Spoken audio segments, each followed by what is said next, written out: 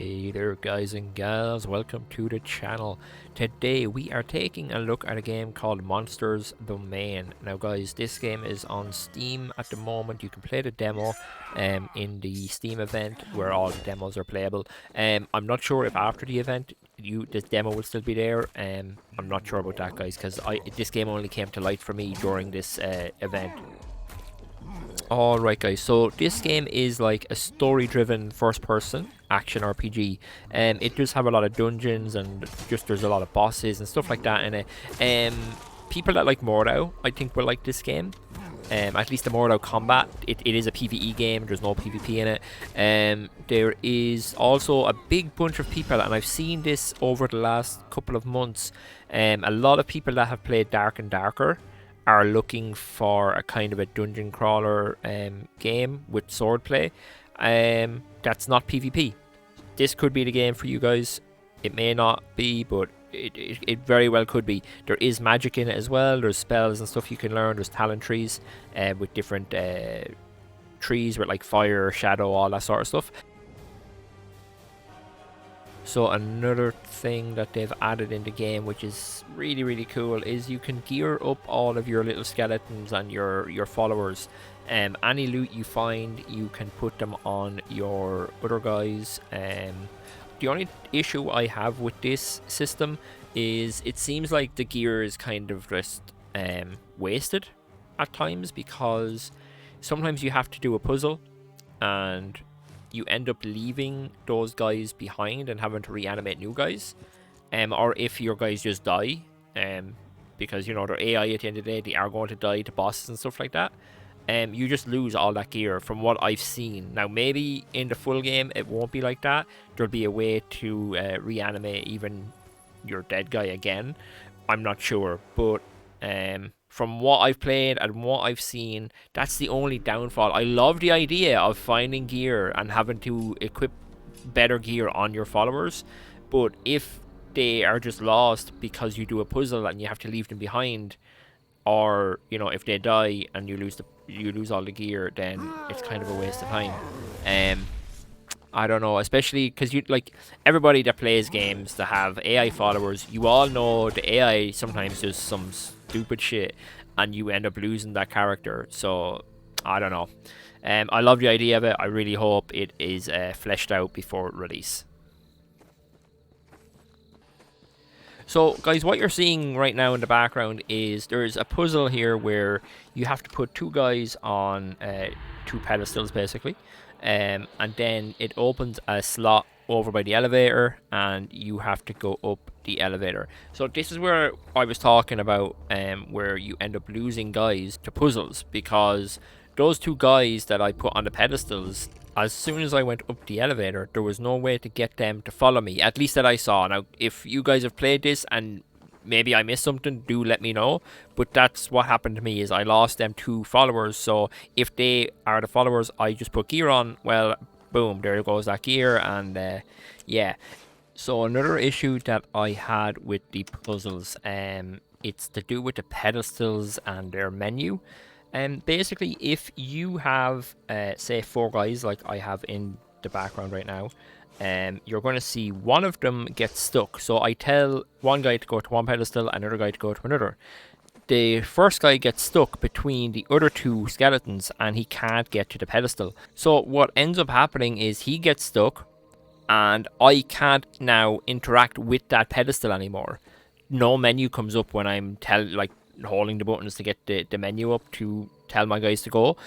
That menu doesn't come up anymore. So you have to go and get to another pedestal or the elevator where the guys are standing. You have to get them all to like reconvene on you, basically, on that pedestal, and then go back to each pedestal and reassign them again. It's just an annoying thing that shouldn't be a thing. Like, if I seen that the guy was blocked there, I could have been just like, oh, okay, he's blocked, fine, I'll just tell the other guy to come to the pedestal.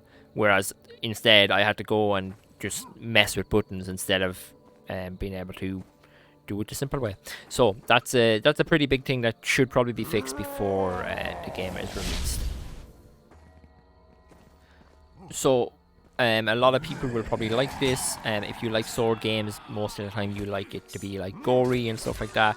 And as you can see in the background, when you critically hit and you end up like chopping their arms off, their heads off, all that sort of stuff.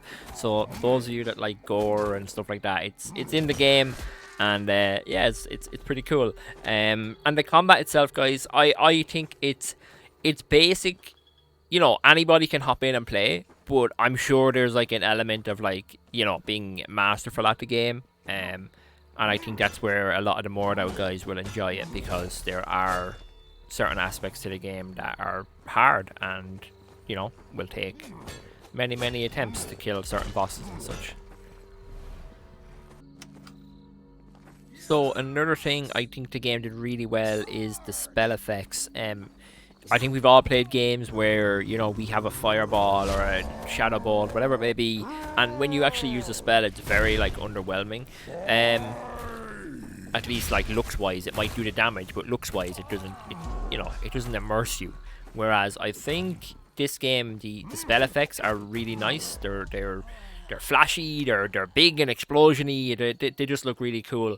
The only thing that puts me off just spells a little bit is like every single time you cast, your character lets out a big roar, and there's no need for it, right? Not every single time you cast, right? So that's just something. Maybe they could add like him saying a word or two for different spells. That'd be cool. But yeah, I don't think the big like grunting noise is needed for every spell. But the effects, like how they look and stuff, they look great. Oh, and just another quick little thing as well. The loot bags on the ground, they're a little bit small in my opinion. I think they should be a little bit bigger so they're easier to loot. Because half the time I don't even see them because they're so small. But yeah, I think the loot bag should be a little bit bigger. Just to help people like myself with, you know, not the best eyesight in the video games. Alright guys, so like we said earlier in the video, there are bosses and such in the game. The very first boss you come across, I want to give the game the benefit of the doubt that this is like a tutorial boss. It's like, you know, it's the first boss in the game. He's not going to be too hard at all. So I want to give the game the benefit of the doubt and that the rest of the bosses will be hard. But this one was very easy. I beat him twice. The first time it was a bit more hairy. I lost 2 followers and I was at like 20% health for most of the fight, but I eventually killed him. You just don't get hit, right? Get good. The second time, which is the fight you're probably seeing right now in the background, it was a lot easier. I did get hit once or twice, but he gets. I only realised this in the second fight. He can get stun locked by just hitting him in the head over and over and over. So you can just keep headshotting him, and he'll just stand there stunned. So yeah, I'm assuming, you know, the rest of the bosses won't be like that. Let's hope, right? This is the part I was talking about earlier as well, where your minions that you put gear on will die, and then all of that gear is gone. So like at this boss, my minions die, and yeah, I put gear on them, so now I just lost all that gear. So I would like some sort of a system where maybe you have to pay the currency that you use to summon minions. Maybe you can summon that old minion back, maybe for a higher price of whatever that currency is called. I don't know what that currency is called. I have no idea. But yeah, I would like a system like that you can call back, you know, or resummon the guy that died, even for a higher cost, but be able to call him back because he has on your better gear, right? So yeah.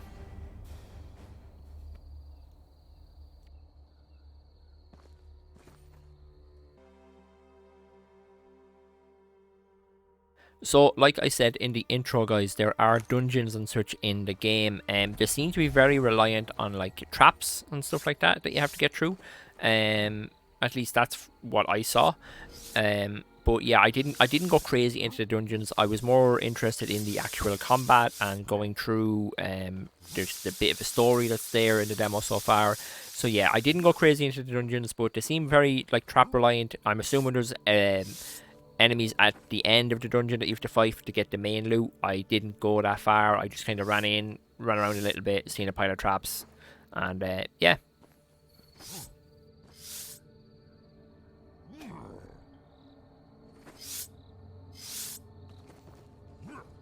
So the last thing, guys, is you have this like ghost form, I guess is the easiest way to call it. You can hop out of the body that you're in, and you can use your ghost form to get through this little like holy mist stuff. And then you can go to the tombstone and call your body basically, and it'll be teleported.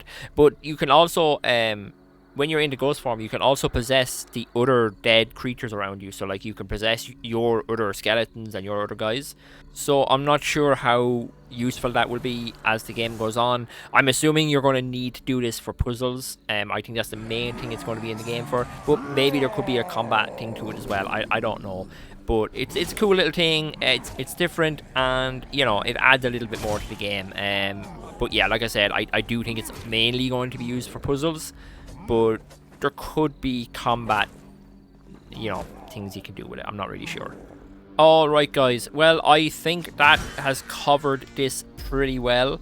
If I've left anything out, if you guys have played and you just want to throw any comments down below, please do. We'll get a bit of a discussion going on the game. For me, guys, when this game comes out, if the price is decent, I will probably pick this up and have a proper playthrough of it. It looks very, very interesting. I think a lot of people are going to like this when it does finally get released. I'm really hoping that they fix the pedestal bug where if the guy gets stuck, he can't, you can't access the pedestal. I'm assuming that's just a bug and will get fixed. But other than that, guys, the game looks great. I really like the spells, how they look and stuff like that. So yeah, overall, guys, it's a buy for me. I will be probably picking this up as long as the price is on point when it does come out. As long as it's not like a crazy price, I will pick it up. But anyway, guys, if you found it helpful, please do throw a like in the video. Like I said, do throw comments down below if you have tried it or you think the game looks interesting, and we'll get a bit of a discussion going. And on top of that, guys, please do sub for more content. I will see you guys in the next one. Bye-bye.